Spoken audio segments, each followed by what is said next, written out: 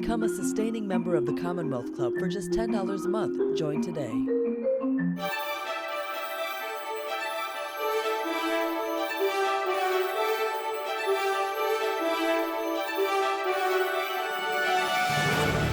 Good afternoon. My name's Mark Fullman. I'm an author and journalist and the National Affairs Editor at Mother Jones.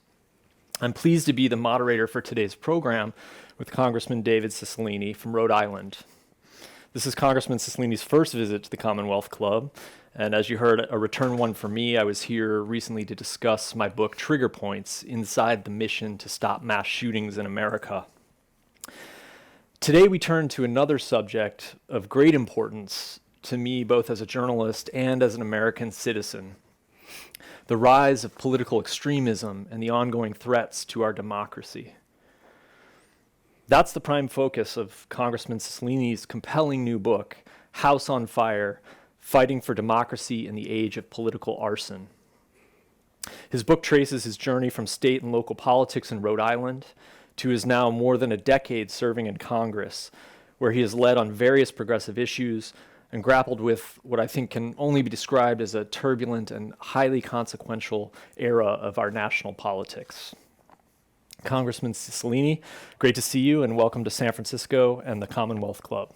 Thank you very much, Mark. It's great to be here. And before we begin, I just want to say thank you for the incredible work that you have done on gun violence. You have been a really important resource for many of us in the Congress who are fighting for common sense gun safety proposals. So it's a great honor to have this conversation with you. Thank you so much. So before we jump into the conversation, a reminder: we want those of you watching this online to be involved. So please put your questions in the YouTube chat box, and those will come to me during our program. Okay, so let's jump in. So it's early September. We've just officially entered the home stretch of midterm election season, and I think to say that this is a turbulent time is almost understatement, right? Particularly with what we've seen just in the last month or so, with the seizure of highly classified documents in Mar-a-Lago, the residence of former President Trump, various ongoing investigations, a lot of political heat on a number of subjects. What are your thoughts currently on the state of the country as we head toward Election Day?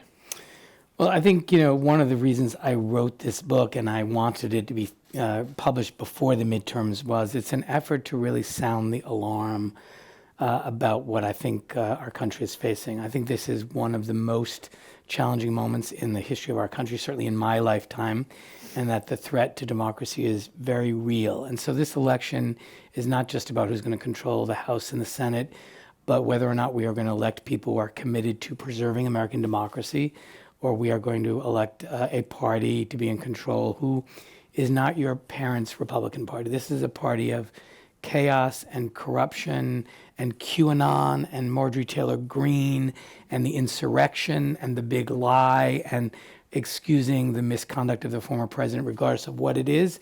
And this has really dangerous consequences for the future of American democracy and for our place as a leader in the world, as a strong democracy. So the good news is, I think people are beginning to understand what's at stake.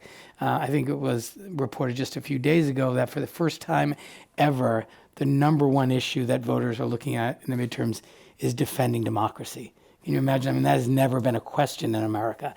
But I think it's because people understand that this threat is real and that the president continues to build, the former president continues to earn a lot of support and have a lot of momentum for this Trumpist ultra MAGA movement that is fundamentally anti-democratic. And so I'm hopeful because we've got great candidates. We have people who understand that, Democrats have delivered on a lot of important issues, and we're a party committed to preserving freedom and democracy in this country, and there's another party that's not. You opened House of Fire with your experience on January 6th, 2021. Could you talk a little bit about what that day was like for you? Yes.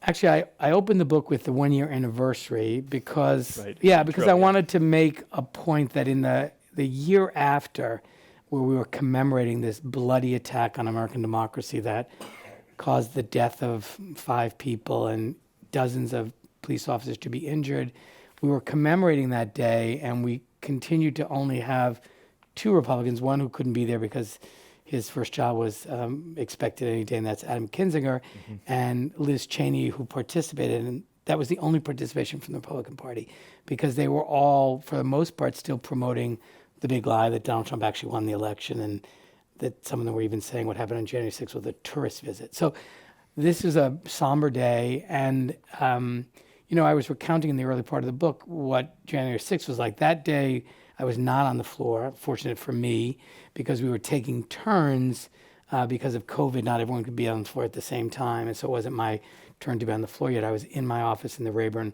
office building, and we were notified to shelter in place, to remain in our office.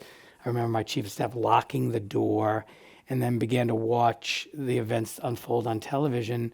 And one of my colleagues, Ted Lieu, came to my office with his chief of staff to shelter because he had been evacuated from his office building.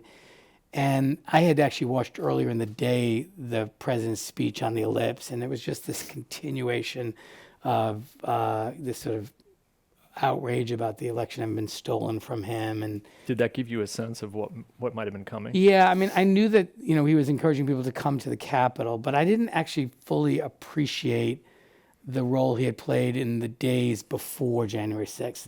I became much more familiar with that in the days after January 6th, because, a lot of people thought, oh, the president's participation was, that morning. He gave a fiery speech. And there was even some people suggesting, oh, people got carried away. They came to the Capitol and they got overly excited. Well, we now know, of course, that this was a well-planned, financed, and executed plot to keep Donald Trump in office, despite the fact that he had lost the election. The American people had made a different choice. And the more we learned, in both during our work for the impeachment trial, but also the January 6th committee, this notion that people just got carried away is obviously now completely refuted. But I remember watching this and thinking, like, this can't be happening in America.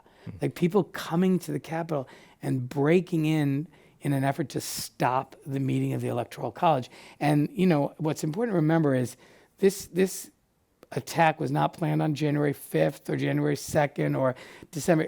The day was picked because this was the day of the meeting of the Electoral College, which represents the peaceful transfer of power from one president to another that has happened in every single presidential election except the one of Donald Trump, the January 2020. Right, even the most contested ones. Even the most contested ones, even ones during wartime, the peaceful transfer of power was never disrupted. And that was the great hallmark of our democracy. It was an example to the world that no matter how hard fought, no matter how bitter, when the people spoke, that was the end of it, and power was transferred peacefully. This was the first time a president refused to accept the results of an election and refused to allow or tried to stop the peaceful transfer of power.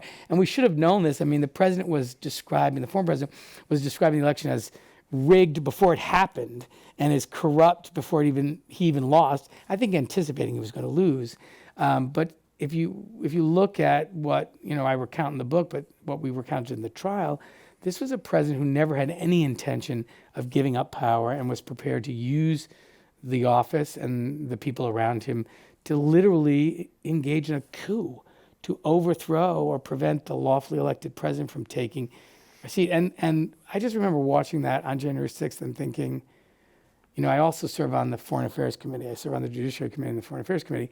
We spent a lot of money around the world promoting democracy and human rights. And I thought, watching this, like, how is this going to impact our ability to promote democracy around the world when our very own democracy is under attack in America? And I think everyone just sort of horrified by the quite devastating from that perspective, right? What it was doing to our perception of the United States around the world. Yeah. I think, as you say, we know now, and to some extent leading up to that moment, that the former president had told the public this is what he was going to do, and began to learn a lot more about the planning and preparation that went into it.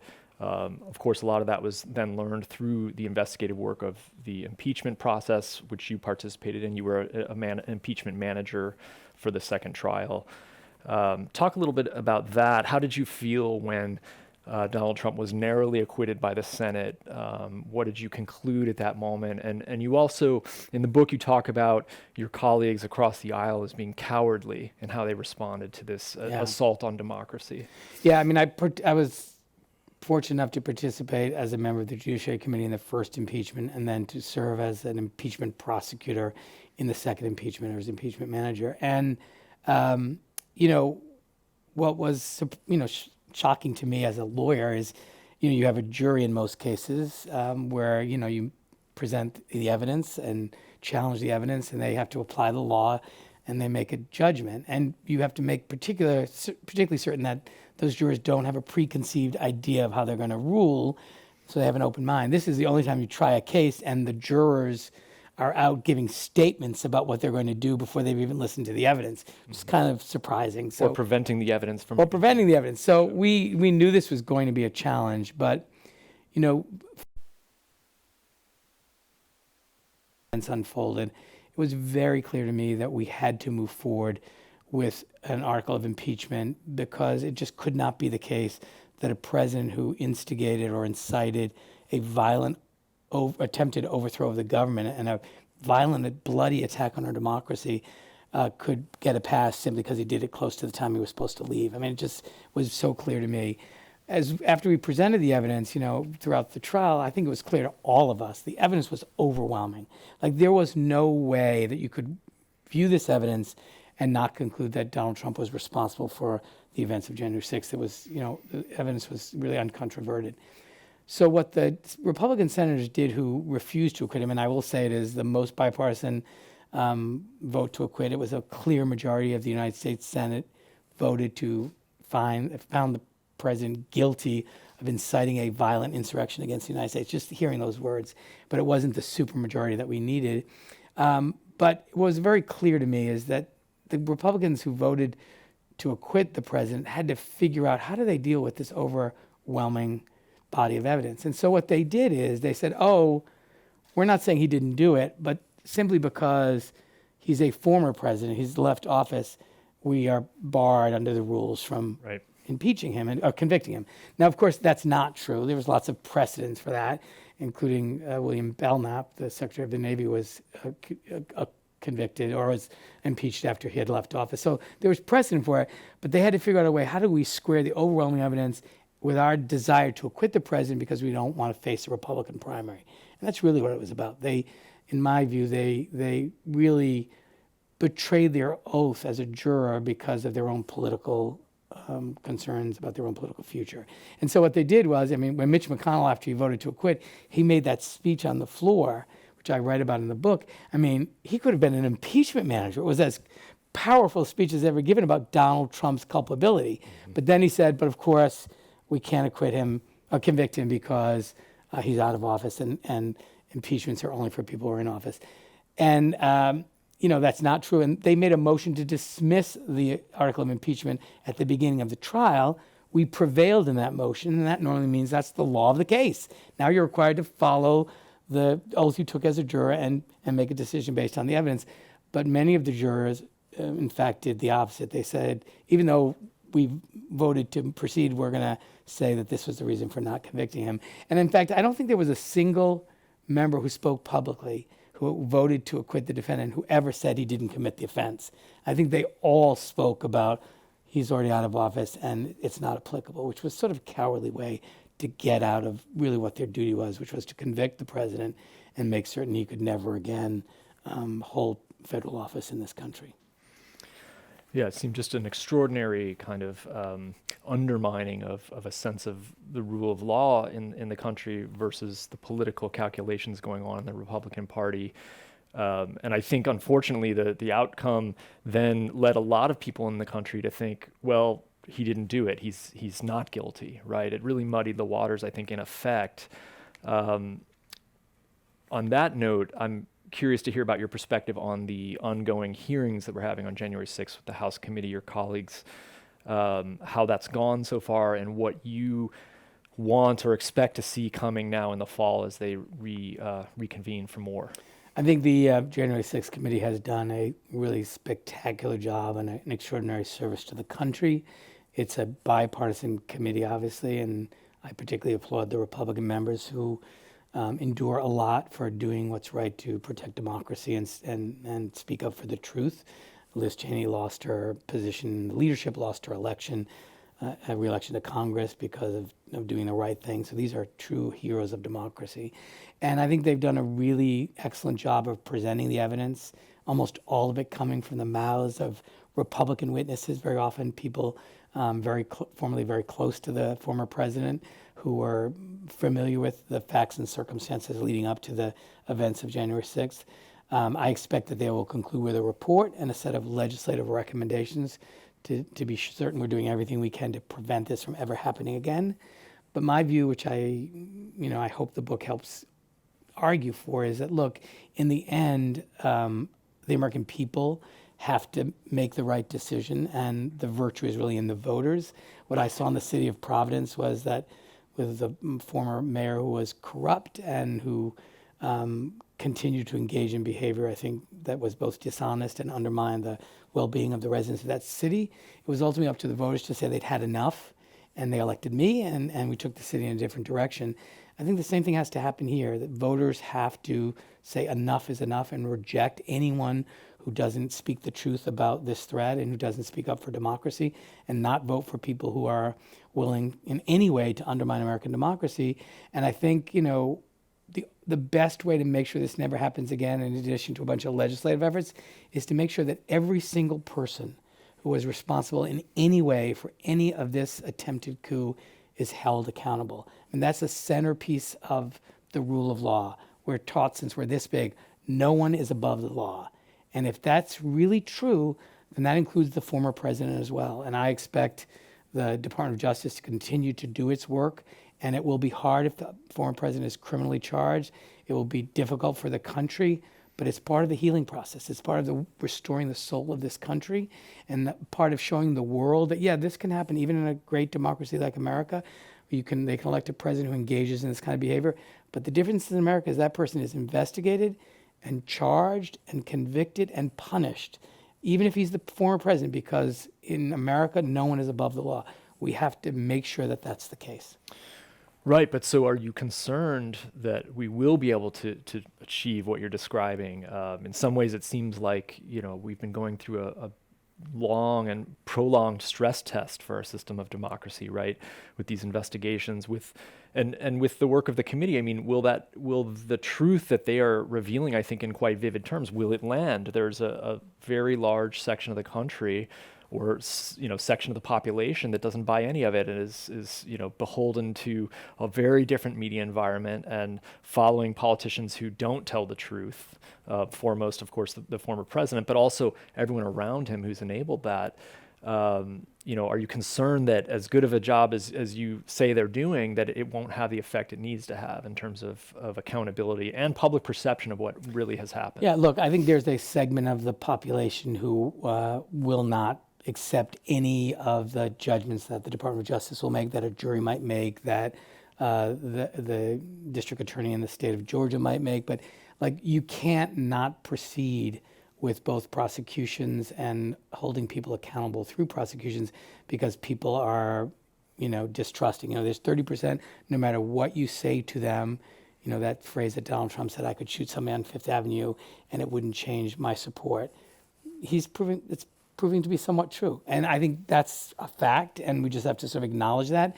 But I think we still have to be governed by the rule of law, which says everyone is treated the same. And if you engage in this kind of conduct and you've committed an offense, you have to be charged. And if you're guilty, you have to be punished.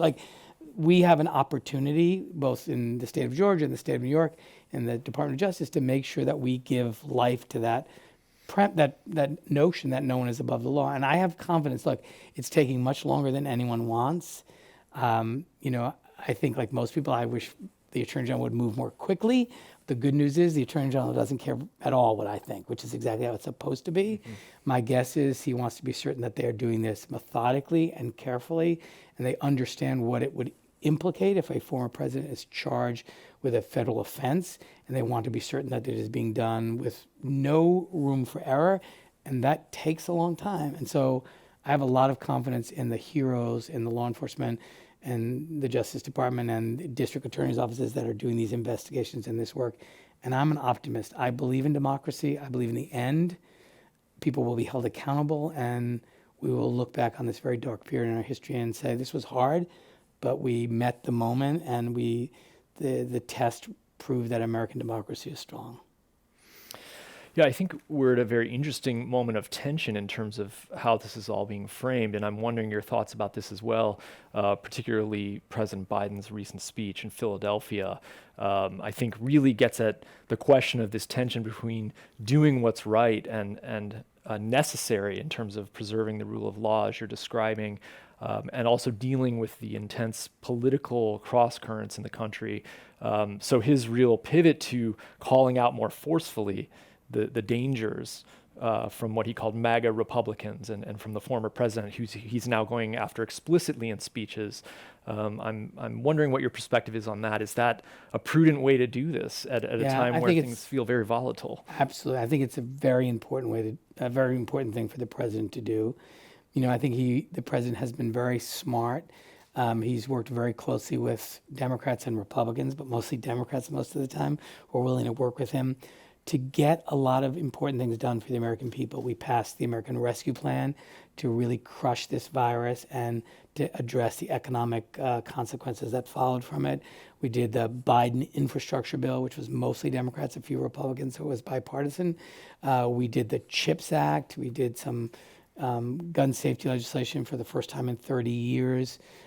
We've done a number of really important pieces of legislation that the president, I think, had to do first, to demonstrate that working with Democrats and, when possible, with Republicans to deliver on the urgent priorities of the American people. And, with that wind at his back, he can now say, and by the way, here's one party that's actually delivering on all of these important things. And virtually every step of the way, the Republicans either voted no or stood in the way. And by the way, they are also a considerable threat to American democracy. That this is not a normal election where you can just choose between candidates who have different environmental policy or different energy policy or different health policy, but we have one political party that is continuing to promote the big lie and continuing to undermine American democracy. And frankly, in many ways, the Republicans who are around Donald Trump and who continue to say things like January 6th was really much like a tourist visit, or if Donald Trump is held accountable, there will be blood in the streets, and those kinds of really irresponsible statements. In some ways, they're worse, because the truth is, if after the election, when Donald Trump said, "I really won," every one of those Republicans said, "No, actually, Mr. President, you didn't. You lost fair and square," that would have been the end of it. He would have been some sort of crazy, rambling man at Mar-a-Lago still saying he won. They gave it life by repeating it, by continuing to promote it, because they saw it as their path back to power. And that's why I think when the Democrats talk about we're putting people over politics, and the Republicans are determined to get back into power at any cost, including betraying American democracy, including undermining the institutions of our democracy, including not speaking the truth or condemning the ex-president for his conduct, that is a stark and alarming choice. And so I think we're at a very dangerous moment for American democracy. One of the reasons I wanted the book to come out before the midterms was to make that point that everyone has to make protecting American democracy, in my view, the number one priority in their voting decision. And I think if you do that, you vote for the Democrats because we're committed to protecting American democracy. You might, someone said the other day, a friend of mine who's a Republican, who said, we have a lot of disagreements on a lot of policies, but right now, let's stay united on protecting American democracy. And then we can fight about the other stuff later. Can I ask you who that is? That's a good friend in Rhode Island, okay. Not an elected official. Okay. But, and I think that's really true. I think there are lots of things we disagree on, but all of those things will be made more difficult if we don't live in a democracy. And I think we have a very real threat to American democracy by this Trumpist movement, this MAGA Republicans. And I think the president absolutely, the way he did it in that place, reminding everyone that was the birthplace of American democracy, and it's worth fighting for. And I think you're going to see the nobility and virtue of voters come out in November to make sure that we continue to have a democracy in this country. Yeah, I think inherent in balancing those messages, it's tricky because, on the one hand, I think you're saying the need to express to the public that, here are all the things that we've done to help people and to advance the country, combined with the idea that there's this dire threat to the system. What is the right balance with that? Part of the reason I wanted to ask about your Republican friend is also hand in hand with the question of bipartisanship and this, the sort of cliches we have around working together and all of that seems very distant right now at this time in our country. And I'm wondering if you have Republicans that you feel you have good relationships with now in the House who you want to work with more going forward. Who and what would that look like? Yeah. I mean, I will be very honest. I think before Donald Trump was elected president, I had a lot of Republicans that I considered friends. And, I didn't socialize with, but had real friendships with. And I just presumed, they had different views on a whole range of issues because they were reflecting the views of their constituents. And while my views were very different and I thought they reflected my constituents, I assumed they were doing the same. And I just accepted that. And I will say that after watching the behavior of the former president, Donald Trump, engage in behavior that really undermined institutions of our democracy, that undermined our leadership in the world, that undermined the truth in terms of, his claims that he won the election and his claims that, he wanted to blow up NATO and, undermining the intelligence agencies and, the list goes on. And watching my Republican colleagues refuse in any way to speak up, to hold him accountable, to criticize him for engaging in this kind of behavior, I really, at the end of it, look at them in a different way today. And I say that with some sadness because some of them I had real friendships with, but it changed my view of them. If they were willing to remain silent when, just because he was the president from their party, was engaging in such dangerous behavior and behavior which really was weakening our standing in the world and the strength of our democracy, I couldn't look at them in the same way. And so I still have some friends. I mean, I have colleagues that I work with really closely. Ken Buck is an example in Colorado. He and I have been leading the work on reining in big tech and did a big antitrust investigation. He and I don't agree on any other issue. We found this one area and we are ferociously working together on it to get something done to the benefit of small businesses and the American people in reining in big tech. So I've tried to find people. I worked with some of my Republican colleagues on the assault weapons ban, but you have to sort of pick your spots. But I think fundamentally, I look at them differently, the ones at least who didn't speak up in defense of American democracy in a time of, I think, tremendous peril. And it's been hard to kind of overcome that. Mm-hmm. I'm wondering what you might be most concerned about if the Democrats lose the House majority this fall, as is being predicted. I think, we're seeing the overall picture narrowing now, but that's still the perceived outcome. Well, I mean, I think the thing that worries me the most is that Republicans will prevent the work of the January 6th committee to continue. They will attempt to interfere with the ongoing investigation by the Department of Justice. And by that, I mean, bring in the Attorney General for, hearings to just kind of keep him busy, move to impeach everyone, So I'm concerned that they will disrupt the important work to hold individuals accountable who are involved in planning and executing and financing the January 6th attack on our democracy. I'm also concerned about, I think anyone who watched Kevin McCarthy should be very worried about the willingness of the Republican Party to certify the election results. If Donald Trump runs again and loses again, I don't think anyone can have any confidence that Kevin McCarthy will certify the election results. And I think if all you care about is the ability to have your voice heard in a presidential election, we don't have to wonder, will Kevin McCarthy refuse to certify the election? We know he won't. He already did it in 2020. Yeah. So I think that's the thing that alarms me the most. We have some questions from our audience here. One that I was also looking forward to asking about too was the role of big tech, and this is an area that you've been focused on in terms of antitrust, privacy issues. We've had a huge problem with disinformation in our elections now, as you talk about in the book. What is it that you are most focused on with big tech? Here in the Bay Area, we're home to some of the biggest companies. What's your greatest concern, and what do you want to see from big tech leaders going forward?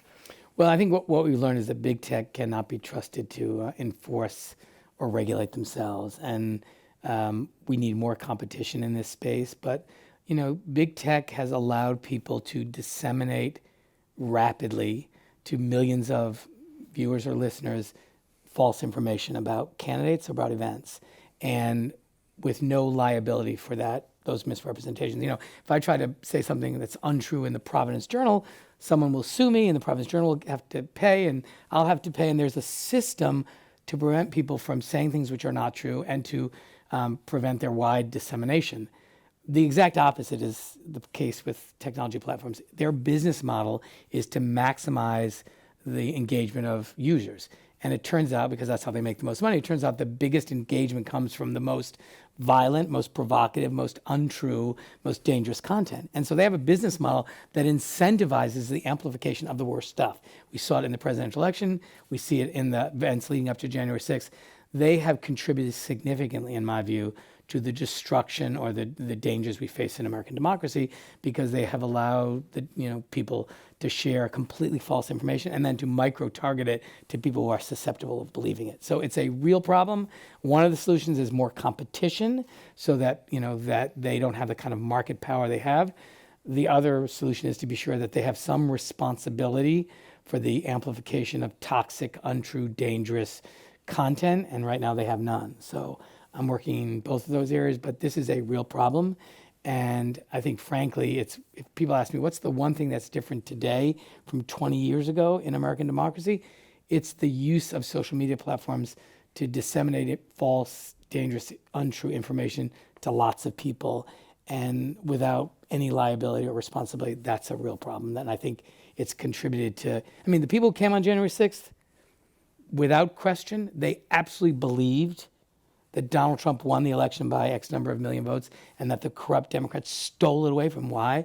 Because they read that in the dark recesses of the web, because it was communicated by the former president and amplified by lots of his supporters. But, they believed that they were radicalized by what they consumed by online. mass media too, And right? by Fox mass media. News. But that is an Absolutely. interesting question here. I think there's a range of opinion about how much of a role tech and social media plays in that radicalization process going on. You see it as significant. And I think you're right. The ecosystem, which is not just the platforms and big tech, but Fox and Breitbart and online podcast, like it's a whole ecosystem that is radicalizing people to believe a set of facts which are so not true. And we have got to manage that. The Europeans are way ahead of us on this. They have the Digital Markets Act. They're beginning to rein in these big technology companies, but we have a lot of work to do in this country to take on these huge corporate powers, headquartered in this beautiful city. Mm-hmm. Another audience question here. What do you think are the additional reasons possibly why there aren't more Republican colleagues like Liz Cheney and Adam Kinzinger? Why aren't more Republicans responding to what's happened in the way that they are? Is it just that they fear, that they won't be reelected without Trump's support? What else is going on here? It's a great question. And it's a question I get asked most often by my constituents. Like, why are these Republicans not speaking up? And after everything we've seen. After everything, now, right? like what? And I struggle with this because I like to believe that people who go into politics and run for office do it because they want to do good for their community and that it's not just about them. But I will say I can't come up with an explanation other than their interest in reelection. You look at the Republican senators who voted to acquit Donald Trump, almost without exception, there was talk of them having Republican primaries by someone supported by Donald Trump. And, I test myself and I think, what if Hillary Clinton had won the presidential election? And it turned out the Russians helped her to win by buying all kinds of advertising online and manipulating, the technology platforms, that she stood at Helsinki with Vladimir Putin and undermined her own intelligence agency. And then she talked about that NATO was obsolete. And I go through all the things that Trump had done and did her, nomination acceptance speech at the White House. And would I still support Hillary Clinton? And the answer would be no. And well, then suppose you were to get a Democrat to run against you in a primary in Rhode Island as the sitting president, then I'd probably lose. But it never would occur to me that I would betray my country and continue to support someone who engaged in that behavior simply to hold on to my job.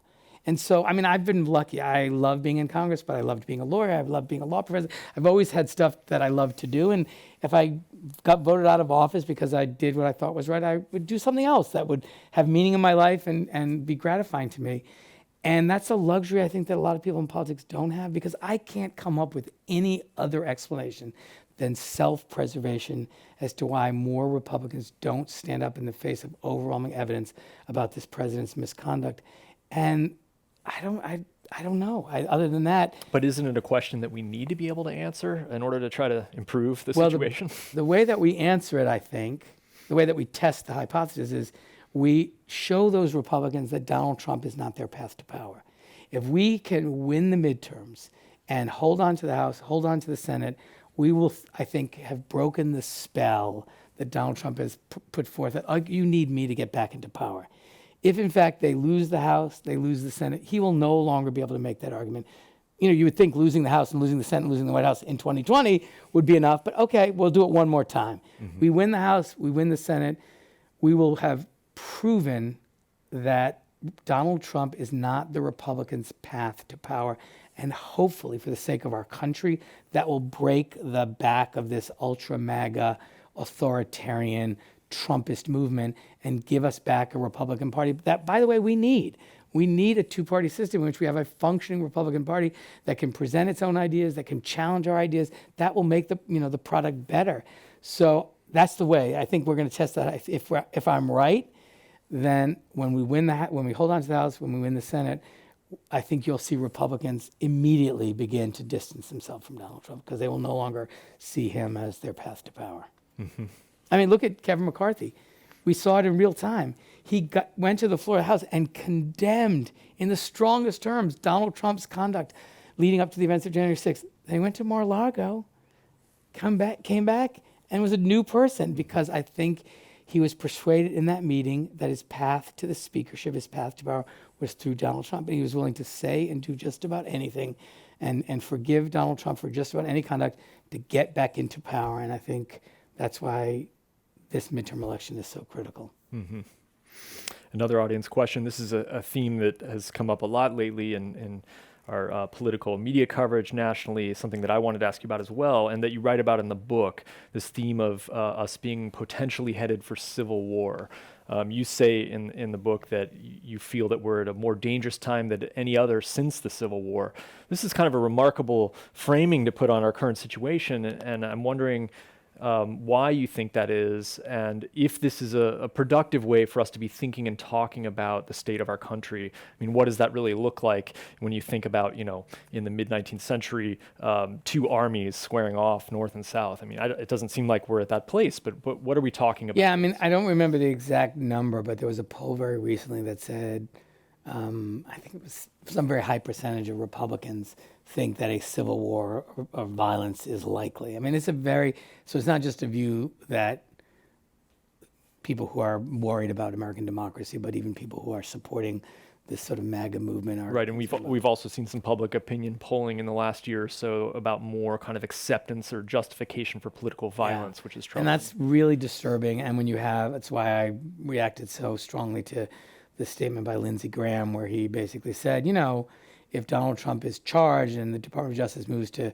hold him accountable, there will be blood in the streets or there will be violence. A sitting United States senator to even suggest that was a natural outcome of not liking the decision of the Department of Justice is just shocking. And he did finally kind of backpedal a little bit because he got so much condemnation. But look, I think we saw the events of January 6th. We see what's already happening at, the FBI as a result of, threats by the Republicans, to defund the FBI and calling into question they're doing their job. So I think we're in a different place in this country where the use of threats of violence have become more common in the context of political achievements or political objectives. And I think we just have to be conscious of it. We should do everything we can. That's why I think the president's speech was so important to say it is never okay to advocate or engage in any violence simply because you don't like the outcome of election. You know what the response should be? Work extra hard in the next election and be sure your candidate wins. I mean, that's the answer to being dissatisfied. I lost my first election.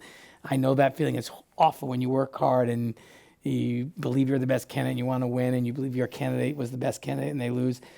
But the answer is can never be violence in this country. And I think we need everyone, whatever party you're from, whether you're not affiliated with the party, to be, condemn that in its strongest forms. And I think what worries me is we don't hear that condemnation from our Republican colleagues. Not only, bad enough that they're parroting some of the Trump lies, but then to not affirmatively condemn any suggestion of violence against law enforcement, against Democrats, against judges, against the FBI. Like, this can't happen in America. And so, I think civil war is a strong term, but, that poll reflects people understand that there's a brewing battle in this country. And I think one of the reasons I wrote the book, and I've never written a book before, I'm not the writer, I'm usually the doer, but I felt like in this moment, I had a responsibility to do everything I could, in addition to everything I'm already doing as a good citizen to try to defend democracy and as a member of Congress, to help kind of raise the conscience of people about what's at stake. And I'm just hoping the book is another reminder, another way to say to people, this election, American democracy is on the ballot, along with lots of other freedoms we have because we live in a democracy, like freedom to make healthcare decisions, including abortion services, freedom to marry the people we love, freedom to access contraceptions, and a whole bunch of other freedoms that we enjoy in this country that I think are really under threat. Yeah, so I think you're describing, again, this duality of what we can do as a nation to move forward, but then also to confront this very dangerous situation we're in.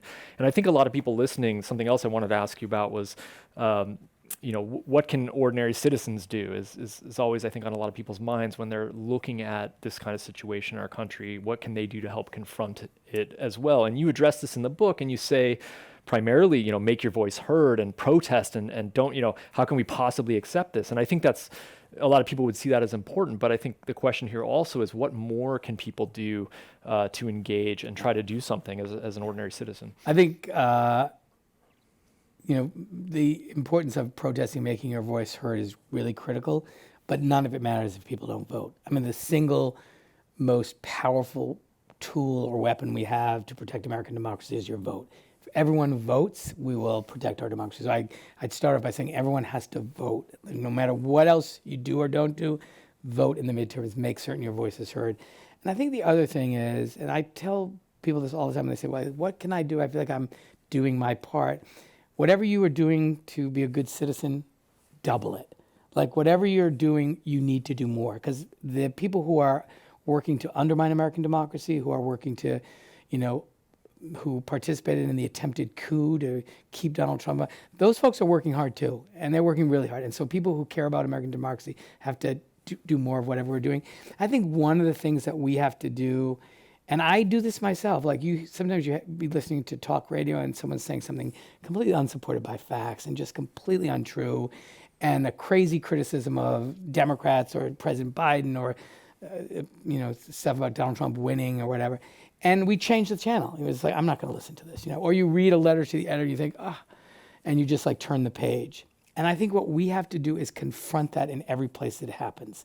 And so when you hear it on the radio, call on your, pull over, call on the car phone and contradict it and make a point of it. When you see a letter to the editor that's not true or that makes some crazy claim, just don't sigh and turn the page. Write a response to it with facts in it and with, strong statements to support your argument. And then, affirmatively call up talk shows and make the case for what Democrats are doing and what the danger to our democracy, and do the same thing in all these. So I think we have to engage and confront the untruthful statements and the efforts to undermine American democracy every place they occur, and not just sort of get exasperated by it and turned off. And it's hard. And I think a lot of people think, look, I elected you. You're my member of Congress. You do this. I'm a school teacher. I'm a police officer. I have other stuff to do.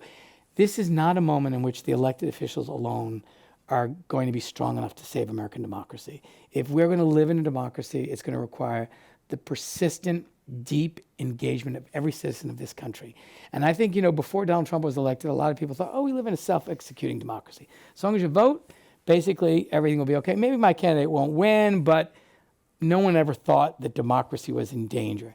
I think Donald Trump's election showed us that we don't live in a self-executing democracy, and if we're going to hold on to it, we have to fight for it and fight for it every day in new and different ways and in a much deeper way than maybe people had to originally. And I'm sorry for that. And maybe one day we'll get back to a place where you don't have to be as active. But right now, this is a real threat, and it's going to require us to, that is all of us, to do more than we've ever done before to protect American democracy. Well, I wanted to press you a little bit on the notion of voting, the urging people to vote. I think no one would argue with the notion that fundamentally voting is essential in a democracy. But there has been some frustration voiced. I think we've seen from people on the left and in the media of this idea that just go out and vote is what you need to do to respond to this. I think people have heard that for a long time and feel exasperated in some ways by it. So I'm curious what you think of that. And again, to this idea of, what else can people do? Is it perhaps at the community level rather than just responding to what they see in the media or so on? Yeah. So, I think there's a lot of frustration about voting, and I think some of that comes from the filibuster, which I also speak about in my book, which is a fundamentally anti-democratic device, which ought not exist and which I think has contributed enormously. And we also see ways in which the Republican Party is making it harder to vote for a lot of people. That's right. And there's, we have a party in this country that is actively working to make it harder to vote all across the country. And the answer to that, again, is to vote out those people and elect people who are going to respect your right to vote and make it easier for you to vote and make certain your vote is counted. And so, there's no shortcut to this.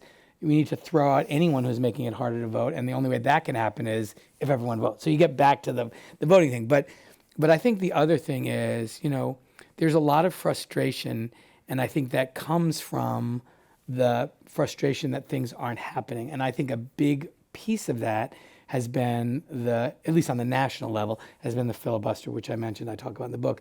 But there's a lot of work that can be done, as you mentioned, on the local level. There's a lot of work that's being done in organizations that are working to defend the right to vote, that are making sure that people are registered, that are combating in lawsuits these efforts to make it harder to vote. So whatever way you're comfortable, if it's contributing to one of those organizations, if it's volunteering, if it's supporting in some other way, there's lots of ways to get involved in defending our democracy. My message, and I hope the message of the book is, whatever way you're comfortable doing, people always say, what should I do? Whatever you're comfortable doing, do more of that. But I think that's the moment we're in, and there's lots of great organizations and lots of great local leaders that are really involved in this work and are always looking for support and help. I want to ask you a little bit about guns and gun violence, a subject that's important to me, as you know. You've been a strong advocate for tighter gun regulations. But given the political environment we're in, what do you see as realistic policy or solutions going forward to address the issue of mass shootings, which we've seen growing worse in recent years, and gun violence more broadly, which is a big problem in our country? We talked a little bit before the show about how this is really a public health crisis and seeing it through that lens. But what can we really do to make progress on this? Yeah, it's funny. President Obama used to say the problem with gun safety voters is, it's always on our list. We care a lot about gun safety, but we also care a lot about education and healthcare and the environment. And so it's always on the list. And for a lot of, people who are gun safety opponents, people who support no efforts to reduce gun violence, it's their only issue, and they're single issue voters. And President Obama used to say, gun safety advocates need to become single issue voters. I think that's hard because that's just not the way advocates are wired. They realize they're part of a complex community where there's lots of issues that matter. But I do think making sure that when you're voting, you don't vote for or support anyone who doesn't support common sense gun safety legislation, period. We have a gun violence epidemic in this country, as you write about so often. It's different than any other country in the world. And it's in part because it's just too easy for people who shouldn't have guns to get them. And we have easy access to some of the most dangerous kind of firearms that were designed, like assault weapons, for war, to kill as many people as quickly as possible, that belong on the battlefield in military combat and not in our neighborhoods. So I think it's a real issue. I think the progress we made, which was some but not a lot, but some progress on keeping our kids safe act. I think that's a great first step. There's a lot more we need to do. And I think, the voices of young people and the voices of community advocates in this space has been really important. And we have to get to a place, when people are afraid to send their kids to school or go to a movie theater or go to a synagogue or a church because they don't think they're going to be safe at these very sacred and important places in our communities, that's a problem. And we have to get to the place where it's a political liability if you don't do something about it. And I think part of that is, getting rid of money in our politics so you can reduce the corrupting influence of money and the gun lobby. That's a big piece of it. But we just have to elect people who are committed to doing something about it. Have you come to see a more incremental approach to change as better? Like we saw the recent legislation that passed finally with some steps toward a little bit more gun safety policy in our country, with funding for so-called red flag laws and some other dealing with some of the loopholes in firearm regulation and gun ownership. Is this a better strategy given that, for so many years, things like the assault weapons ban have not been successful? Yeah, I think we should continue to try to do both. I think where we can make real progress, red flag laws make a real difference. They will save lives. A number of other provisions in the bill we passed will make a real difference. I think so long as we save a single life, it's worth doing it. But I think we should still be fighting hard for big changes that will significantly reduce gun violence, particularly mass shootings like an assault weapons ban. So I think we should keep working on both. I think hopefully when people see they can vote for this gun safety legislation and get reelected, and it's not actually this idea of, I can't vote for any of these bills, the NRA is against them all and I won't get reelected. No, actually that's not true. And I think when we prove that, we'll reduce the power of the gun lobby too. Another big issue on the table this election season, reproductive rights, with the landmark Supreme Court decision we saw this summer. What's your perspective on that and how that is affecting this election cycle? I think there's a lot of evidence that the Dobbs decision, which reversed 50 years of well-established precedents in this country that gave women access to full reproductive health care, including abortion services, and the freedom to make their own decisions about their health care. I think it has been a mobilizing event in terms of people understanding that the midterm election will have real consequences for not only abortion services, but also, Justice Thomas in his dissenting opinion said we have to go back and go back and look at marriage equality and, contraceptions, other rights that we all enjoy in this country, freedoms we have that we thought were settled by the Supreme Court, that we now see the Supreme Court dragging us back a generation. And I think that's very alarming. And the good news is for every one of those things, there's a legislative fix. We can enact Roe versus Wade into statute. We can enact marriage equality into statute. We can make sure people have access to contraceptions by statute. We need two more Democratic senators, and we need to hold the House, and we'll get those bills to the president's desk, and those freedoms will be protected in federal law. And I think that's what people realize. There's an answer to this. It's not just throwing up your arms going, I can't believe the Supreme Court. There's a fix, but it requires us holding the House.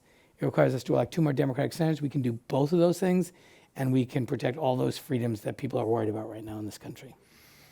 In the book, you also propose some more stark policy going forward, ending the filibuster in the Senate, expanding the Supreme Court. Talk a little bit about that, whether you think that's plausible in the near term and why you believe those are good policies. I mean, I think ending the filibuster is something I've thought for a long time. And I've written a piece where if the Senate's not prepared to, as I always say, I'm not a senator, I have no say in this, but we have dozens of really good bills, priorities of the American people, that are sitting in the United States Senate because we can't get 10 Republicans to agree with them. Now, just remember, this is a device which lets the minority of the Senate overrule the will of the majority routinely. Like, they get to decide. That is anti-democratic.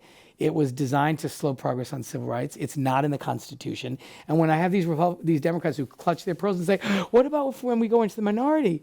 How about just working really hard to deliver to the American people and staying in the majority? And if you lose, you work hard to get back. I mean, that's how democracy works.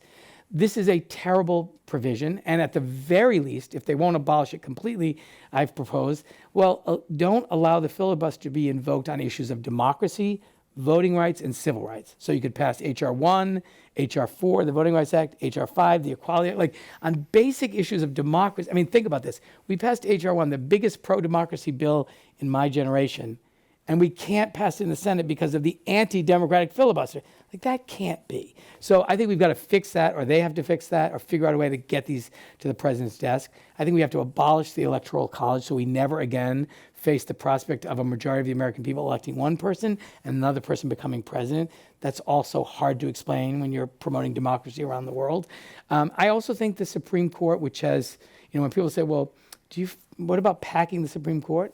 I always say, look, I think the Republicans packing the Supreme Court was a terrible thing to do when they denied Merrick Garland even a hearing and when they jammed through 2 justices without even a proper investigation. Like, we have a court which is very out of balance where the country, or is in a very different direction from the vast majority of the American people. If you care about the legitimacy of the court, this needs to be fixed, because it will soon be the case, and it's already happening, where people are going to say, wait a minute, who are these 9 people making these decisions that impact my life? And so this is a question about really the credibility of the court. And so I think rebalancing the court by enlarging it, by enacting term limits, a number of reforms so that people can again have confidence in the Supreme Court as the body that actually settles law in this country and it's not a political body, is critical. I think all those things have to be on the table. And, I'm a lawyer. I care a lot about the rule of law and people having confidence in our court system. So I think there's a lot of work to do to strengthen American democracy and make it more responsive to the will of the American people. And I write about that in the book. We have just a minute or so left, so this will be our final question. What do you want readers to take away foremost from your book? And I think by the same token, what are you most focused on as we head into the election in November? Specifically, what's on your mind? Yeah, I mean, what's on my mind is being sure that Democrats hold the House. And so I'm traveling for candidates and doing all I can to make sure I support my colleagues who have tough races and make sure I get reelected myself. But I want the book is fundamentally optimistic. It uses my own life experiences as a lawyer, as a legislator, as a mayor, to give me a lot of optimism about the strength of democracy and the way it works when it works well, but also to sound the alarm about the dangers we face, but ultimately to say, like, it's up to the American people to safeguard our democracy and to protect it, and to make protecting it a really important priority in the midterms. But I use my life and I've seen the great virtues and great heroes of American democracy. I've seen some of the worst, the underside, and some of the worst elements of society as well, as a criminal defense lawyer and as a mayor and as a state legislator and as a member of Congress. And I'm fundamentally very optimistic about the future of American democracy because I have a lot of confidence in the American people, and I hope people will leave the reading of the book with a renewed sense of optimism about America's future. Okay, well, thank you, Congressman. It was a real pleasure to talk with you today. That's all the time we have for today's program. And I'd like to thank all of you as well for joining us today out there online and elsewhere. This program and others like it can be found on the Commonwealth Club's website at commonwealthclub.org. And make sure to read Congressman Cicilline's new book, House on Fire, Fighting for Democracy in the Age of Political Arson. I'm Mark Fullman of Mother Jones, and this Commonwealth Club program is now adjourned.